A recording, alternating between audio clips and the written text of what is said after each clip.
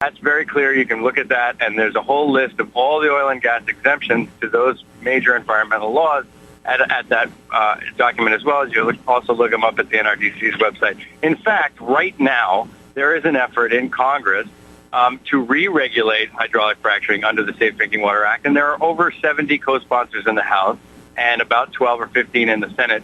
Why would all those Congress men and women and senators be wasting their time trying to re-regulate hydraulic fracturing under the Safe Drinking Water Act? Joshua, what year did EPA? Could you just answer that question for me? What year did EPA regulate hydraulic fracturing under SDWA? When did that ever happen? Could you give me a year when actually went through the UIC program, underground injection control? When did that happen?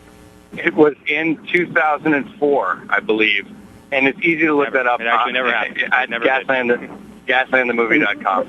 Now, Ron, can I ask a question? The point is that Safe Drinking Water Act monitors all underground injection of toxic chemicals under the earth. And there was a campaign mounted by the Energy Task Force, headed by Dick Cheney, and they tried several times to get hydraulic fracturing specifically exempted from that law. And in the 2005 energy bill, they were successful. The Republican-controlled Congress and President Bush signed into law the Energy Policy Act of 2005, which has a clause in there referred to as the Halliburton loophole, in which hydraulic fracturing is specifically exempted from the Safe Drinking Water Act. Yeah, what happens in 2005 is that Congress makes clear its historical intent with regard to hydraulic fracturing. Guys, how about we... Key consideration, though, because that's the whole point. But this is very, very misleading. It's clear that they're actually exempt from the law. All right, but guys, let me just declare that one a stop for a minute, because a lot of people, you're getting into some minutia that a lot of people are probably scratching their heads. Mark, you said you had a question you wanted to ask. Although I will observe, I think I was a party to that Leaf lawsuit if it was back in the 90s in Alabama. Really? Yeah, I think so. I don't think that's what it held. But anyway, here's a question, Josh. Let me just, in terms of scope, I mean, is GasLand intended by you to be something interesting that highlights some problems, or do you think that in a comprehensive way it states the overall impact of oil and gas drilling and fracturing in particular? Absolutely. It is as comprehensive a survey as we could do. I traveled to 25 different states. There are about 10 different states featured in the film. And I've actually put out a call to the oil and gas industry, and I've been doing this since April very actively in the media, saying if you have a town where you've drilled more than 100 wells and you don't have water contamination and you don't have air pollution and health problems, take me to that town. Everywhere this industry goes, you have the same problems. I spent all of last week in the Barnett Shale, traveling around the Fort Worth area, and the conditions that people are living in are absolutely horrific. The air pollution is so intense that you feel nauseous. Josh, that area after a while. Josh, let's back up here a second. Let's back up. You're running on. I'm sorry. I'm having a very hard time hearing. I don't mean to run over people's statements. I just can't do it. That's right. I'll do the best I can to be a traffic cop here, since I probably got the loudest mic. Go ahead, Mark. Yeah. So you think it is a general statement of the results of this? Is it your view that these air emissions and water emissions result from fracturing or from improper cementing of surface casing? There is no difference between fracturing and improper surface casing. Hydraulic fracturing is the entire process.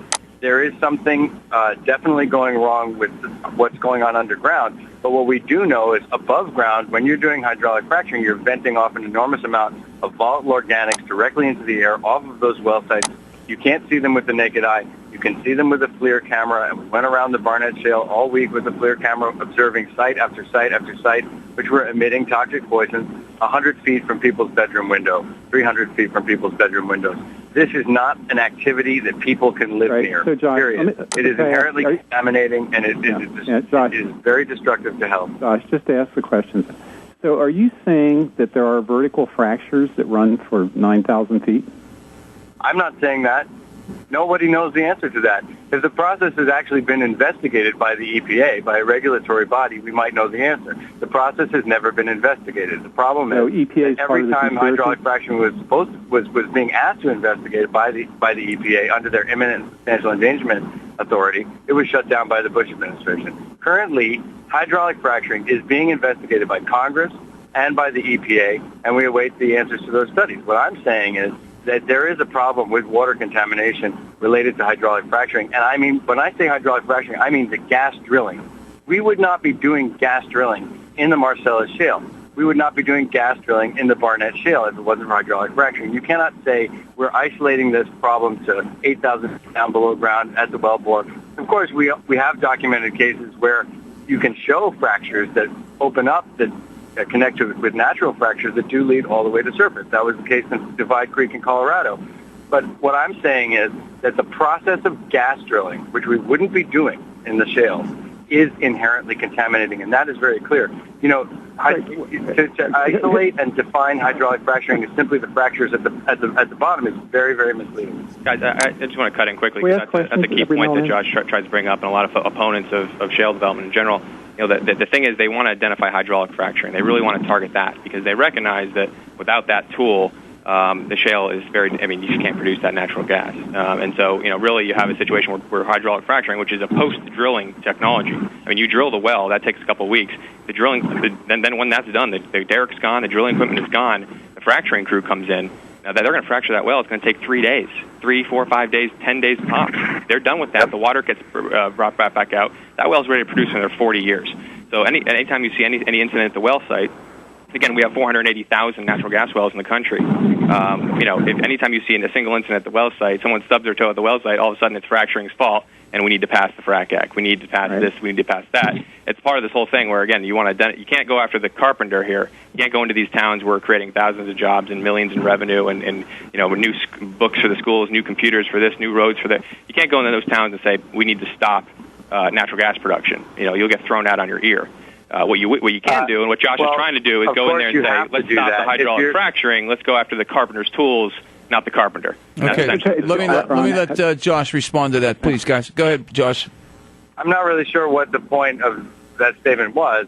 What we're talking about here is a new technology at an incredibly high pressure, horizontal drilling and hydraulic fracturing with this chemical mixture.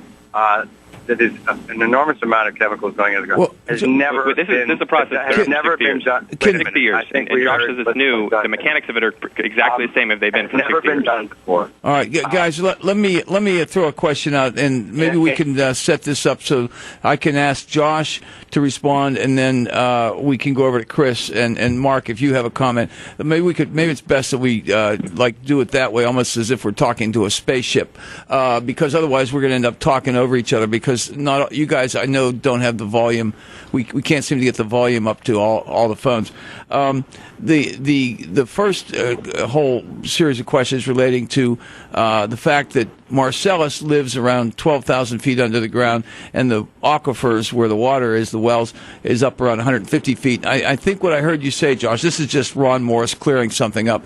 I think what I heard you say is you don't have to prove that you don't have to. It's never been shown that nobody has to prove why these aquifers are getting contaminated. You just know that they are, and it's coincident with the drilling of these holes. I think that's what you said. No, right? I think that's a little bit milder than I would put it. Okay. There are many ways on a gas drilling operation where you can contaminate the water in the aquifer and under the ground. We know that. What I'm saying is, in my survey, and you cannot deny at this point, with the thousands of media reports in Pennsylvania, Texas, Colorado, Wyoming, that this gas drilling campaign is contaminating water. It is contaminating air. There is no way the industry can continue to come out and say we are not doing this. It is obvious. Okay. It is so obvious when you go into these areas. Now, all I'm saying is that which parts of the process are responsible for which types of contamination, that we do not know because they've been successful in keeping the EPA out. In Pennsylvania, there is a very strong case right now in Dimick. The Pennsylvania Department of Environmental Protection just ordered a $12 million water pipeline to service families in Dimick because they feel strongly that hydraulic fracturing contaminated the water of Dimmock. All right, Josh, I'm going to stop you right there because we're going to run out of time if too many people embellish too much. Okay, now over to you, Chris. There's a $12 million pipeline being put in by the state, or being mandated by the state, because the state, I don't think the state spends $12 million of our tax dollars. Oh, boy, that was a stupid statement. Capriciously, I was about to say. Of course they do every day. But they wouldn't do that unless there were a problem. What's your response to this? Are you familiar with this particular instance, Chris? No, I am. I am familiar. And I've heard Josh say that, that DEP put out this report that say it's hydraulic fracturing, that says this methane came up through thousands and thousands of feet of solid rock from the Marcellus into these water wells, and that's actually not what the DEP has said. And Josh cannot produce a report that says that. I defy him to, actually.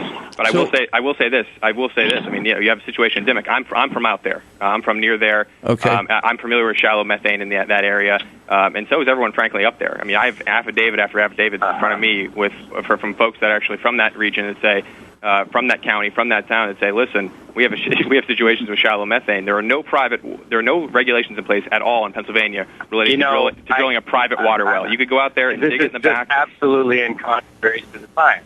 I'm sorry. I mean, all right, hang one second, Josh. I'll give you a shot. Has said I could produce report after report that shows that methane from Marcellus came up to those water wells. You know very well, Chris, that Josh is breaking up really bad here. Josh? Ron? Yeah. Okay, Josh, go ahead. Finish your statement. Go ahead. Josh? I don't know if we lost Josh or not. Did we lose him? He doesn't seem to be there. Chris? Ron, I actually emailed you before the show because I knew we've gone on this before. So he always says this thing that it's fracturing's fault. It's from the gas is migrating up through 7,000 feet of solid rock. DEP has not said that. They've actually said the exact opposite. Actually, Ron. Hold on, guys. Bing and Bing. All right. Oh, boy. All right, Chris, are you there? I am. Yeah. All right, hang on. Let me see if I can get... Josh, are you there? No, Josh is gone. So let me... Hold on, Chris.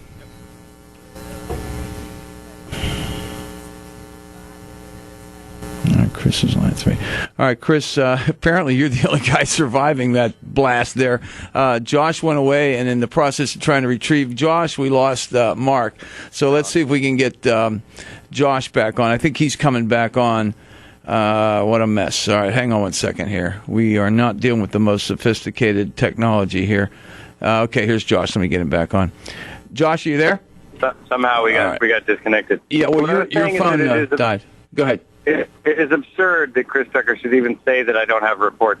DEP has reports. DEP has statements. They have come out very actively in the media saying that Cabot Oil and Gas owes these people a water pipeline. I don't even know how he could